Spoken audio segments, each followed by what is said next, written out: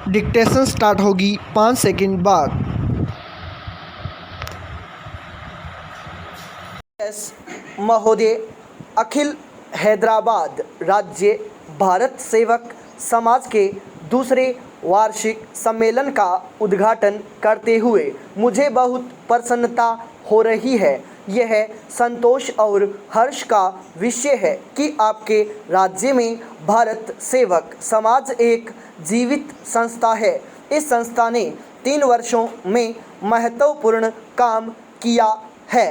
आपने लोगों की सहायता तथा सहयोग से सड़कें बनाई, स्कूल और अस्पताल खोले और विपत्ति में पड़े लोगों की सहायता की। ये सभी काम बहुत आवश्यक है। यूँ तो हमारी 5 वर्षीय योजना का सारा कार्यक्रम ही बड़े महत्व का है, किंतु उसके अंतर्गत भारत सेवक समाज की स्थापना को मैं विशेष महत्व देता हूँ। इसका कारण यह है कि यह संस्था बिल्कुल गैर सरकारी है।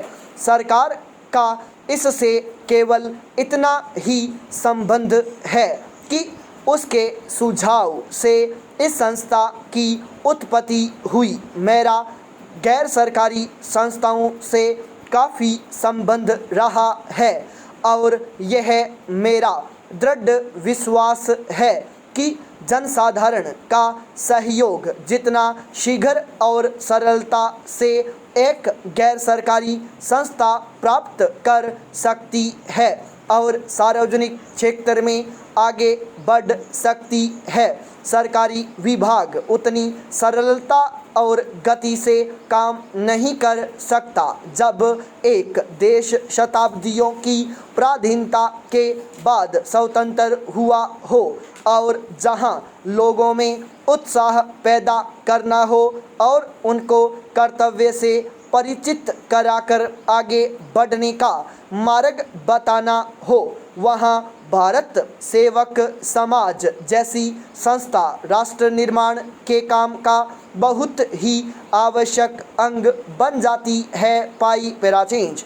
हमें अपने देश में एक जन कल्याण राज्य की स्थापना करनी है। ऐसे राज्य में लोगों का हित और कल्याण प्रत्येक कार्यक्रम की अंतिम कसौटी है। हमें बीमारी और दरिद्रता को मार भगाना है और अभाव पर विजय पानी है। हम चाहते हैं कि स्वतंत्र भारत के सभी नागरिकों को, चाहे वे देश के किसी भी भाग में रहते हों और उनका किसी भी धर्म अथवा जाति से संबंध हो, आगे बढ़ने का समान अवसर मिले और नागरिक के रूप में सबका एक जैसा अधिकार हो। जिन्हें आजकल पिछड़े हुए वर्ग या दलित जातियां कहा जाता है, वे उन्नत हों, दूसरे लोगों के साथ आ मिलें, जिससे इस देश में कोई भी पिछड़ा हुआ या दलित न कहा जा सके। जनसाधारण में इन बातों का प्रचार करने और लोगों को इन्हें समझाने में भारत सेवक समाज बहुत कुछ कर सकता है। जैसा कि मैंने अभी कहा, यह कार्य ऐसा है जिसमें एक गैर सरकारी संस्था होने के कारण आपको सहज ही सफलता मिल सकती है। मुझे इसमें तनिक भी संदेह नहीं कि जब हमारी योजनाएं कार्यान्वित की जा चुकेंगी और इस देश में सच्चा जन कल्याण राज्य स्थापित हो चुकेगा, तो जनता में स्फूर्ति और उत्साह भरने का तथा उन्हें जागरूक करने का श्रेय निश्चय ही भारत सेवक समाज को मिलेगा। हैदराबाद राज्य भारत सेवक समाज तथा खम्माम जिला भारत सेवक समाज ने अभी तक जो रचनात्मक कार्य किया है उसके लिए मैं उन्हें बधाई देता हूं। इस काम के महत्व को केवल मिलों और पाठशालाओं तथा अस्पतालों की संख्या से ही नहीं आंका जा सकता। पाई पेराचेंज महोदय, भारतीय पंचांग में गोपाष्टमी एक महत्वपूर्ण दिन है जो प्रतिवर्ष हमें हमारी आर्थिक व्यवस्था में गोधन के महत्व का स्मरण कराता है। देश के जीवन में गोधन के ऊंचे स्थान को ध्यान में रखकर ही हमारे पूर्वजों ने इस दिन को राष्ट्रीय पर्व के रूप में मनाने का निश्चय किया था। गोधन की पूजा प्राचीन काल से इस दिन की विशेषता रही है। दुर्भाग्य से कालांतर में हम इस पर्व के वास्तविक उद्देश्य को भूल गए और गाय की पूजा मात्र से संतुष्ट होने लगे।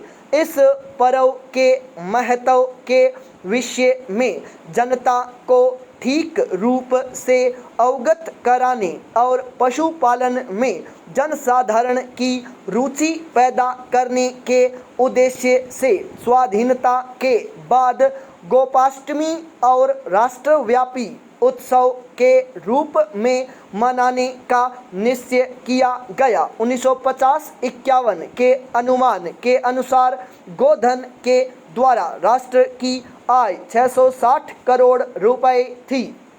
यही कारण है कि दूसरी पंचवर्षीय योजना के अंतर्गत रखे गए विकास कार्यक्रम में पशुपालन और नस्ल सुधार को इतना ऊंचा स्थान दिया गया है, जबकि पहली योजना में इस मद पर 22 करोड़ रुपए व्यय करने की व्यवस्था थी।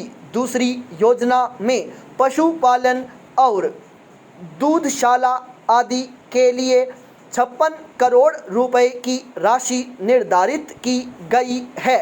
यदि हम देहातों में रहने वाली देश की अधिकांश जनता को पूर्ण लाभ पहुंचाना चाहते हैं तो हमें पशुपालन और पशुओं के नस्ल सुधार के काम को अधिक महत्व देना पड़ेगा। पाई पेराचेंज साधारणतया हमारे देश में गाय को आदर की दृष्टि से देखा जाता है, किंतु इस आदर का आधार धार्मिक भावना है। जीवन में गाय की व्यावहारिक उपादेयता नहीं, धार्मिक भावना से इसका संबंध जोड़ने में भी मुझे कोई हानि नहीं दिखाई देती, किंतु केवल इसी विचार से गौ सेवा का व्रत लेना और व्यावहारिक उपयोगिता को कोई स्थान न देना गोपाष्टमी की प्राचीन परंपरा के लिए घातक है। यदि हम इस पर्व के मनाने को सार्थक करना चाहते हैं तो हमें गाय की देखरेख और पशुपालन को एक व्यवसाय का रूप देना होगा अथवा इसका आधार धार्मिक मानना होगा और इसकी व्यवस्था लोगों के आर्थिक कल्याण की दृष्टि से करनी होगी। भावुकता में बुद्धि का पुट मिलाने से हम गोपाष्टमी पर्व की सार्थकता में ही वृद्धि नहीं करेंगे, बल्कि अपनी धार्मिक भावना की भी अधिक रक्षा कर सकेंगे।